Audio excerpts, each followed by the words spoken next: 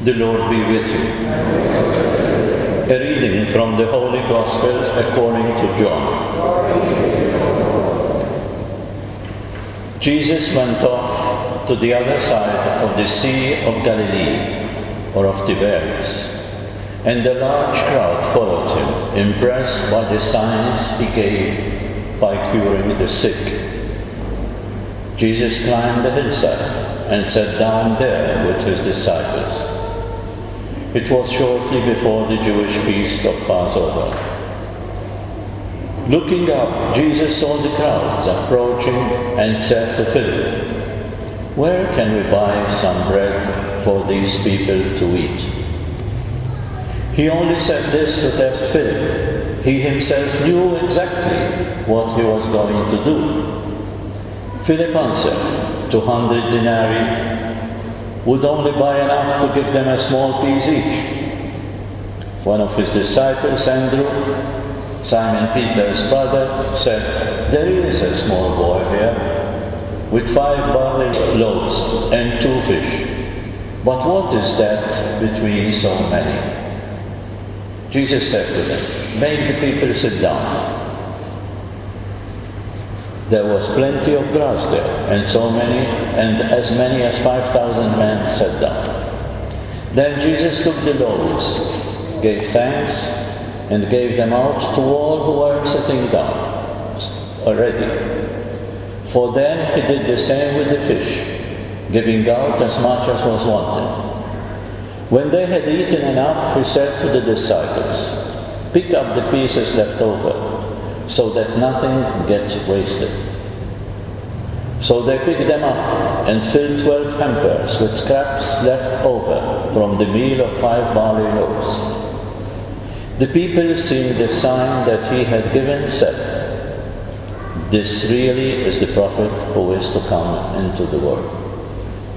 Jesus, who could see they were about to come and take him by force and make him king, escaped back to the hills by himself. The Gospel of the Lord.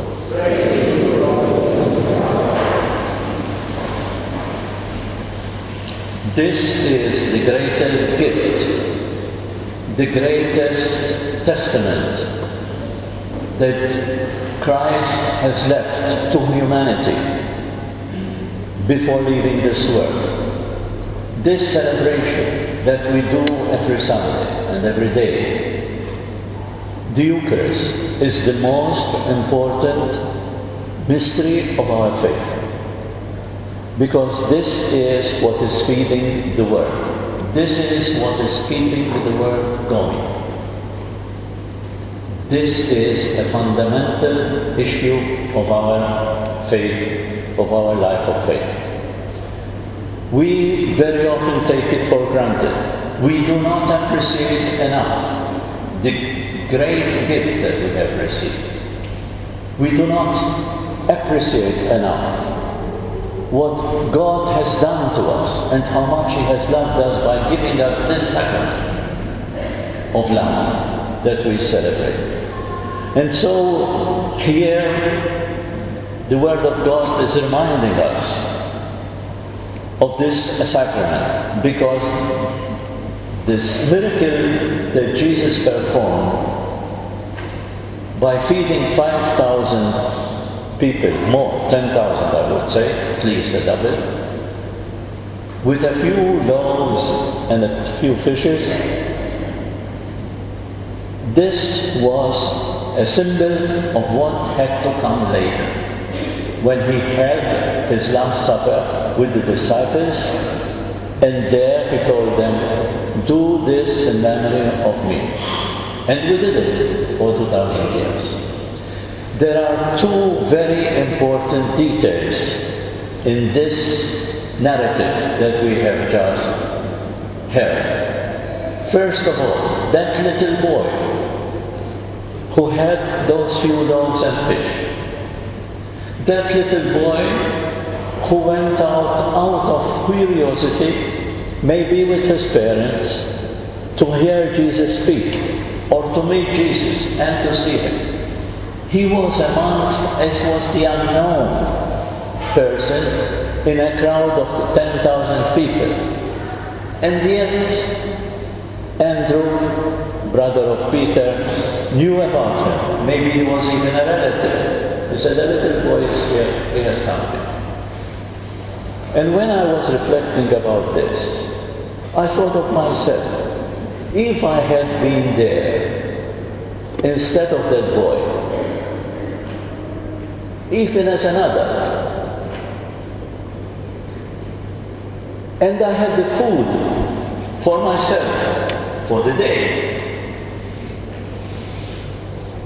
because they must have traveled, walked long distances to follow Jesus. And they took something to eat with them. And this boy thought, or his family thought, let's take something to eat.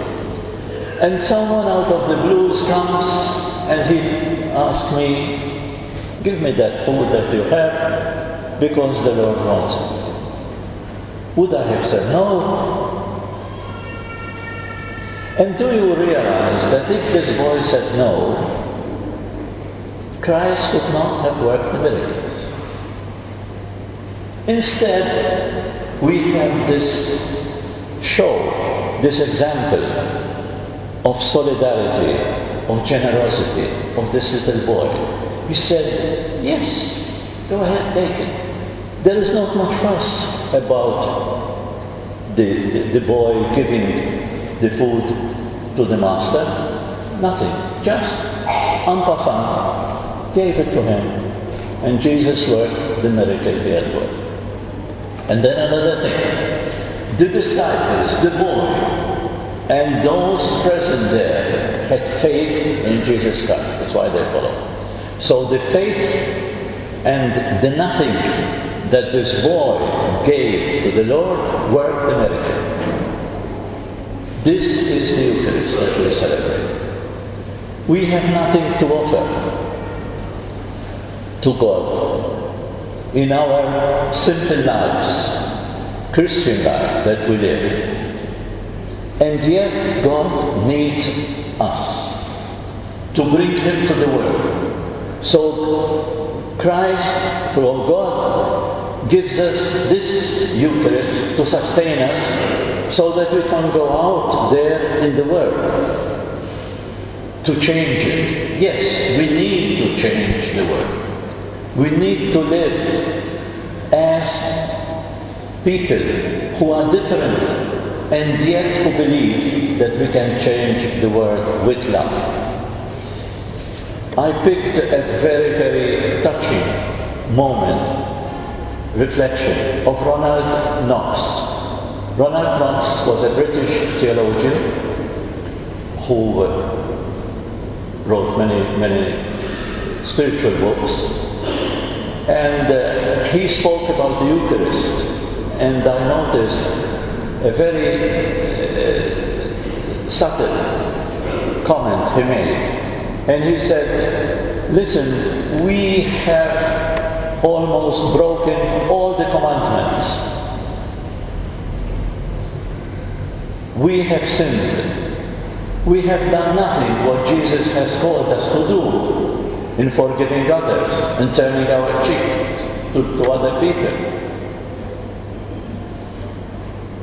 But we did only one important thing. We kept celebrating the Eucharist. So we were faithful to the call when Jesus told the disciples, 'Do this in memory of me.' That was an order. And we kept that to the present moment. Listen to the words of Ronald Knox. We have never, as Christians, been truly faithful to Jesus. No matter our denomination, whether we are Protestants, whether we are Methodists, whatever we are. In the end, none of us have truly followed those teachings which most characterize Jesus.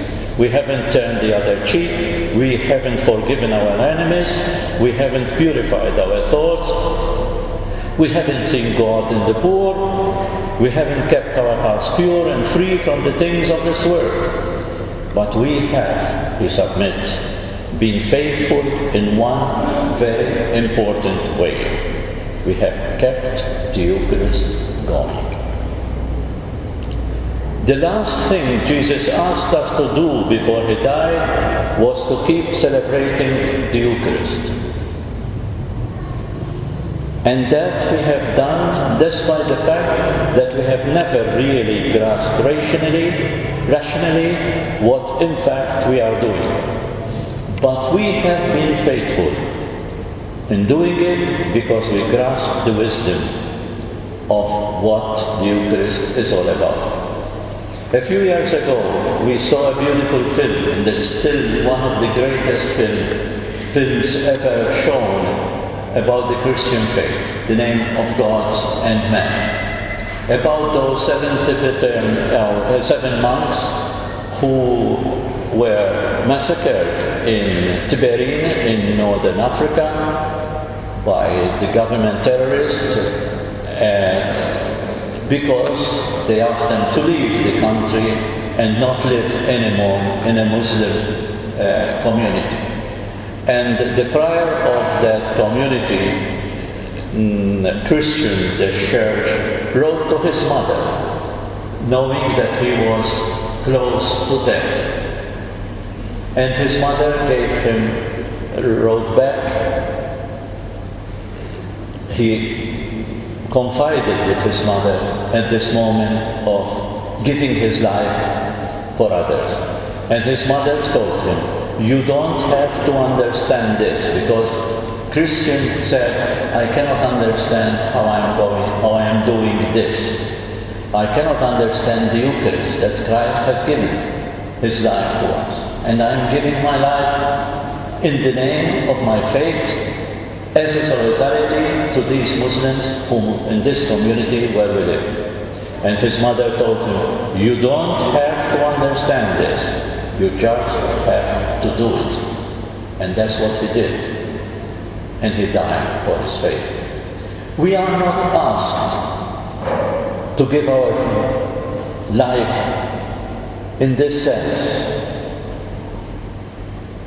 to others, but we are asked by God through the Eucharist to give our life in a spiritual way to others, in the sense of helping the poor, of forgiving, of living the Eucharist, living to the full the Eucharist. That Eucharist that we receive now, we take it out with us and live it with the others where we go. Let's read together this prayer. Make us worthy, Lord, to serve our fellow men throughout the world, who live and die in poverty and hunger. Give them through our hands this day their daily bread, and by our understanding, love, give peace and love.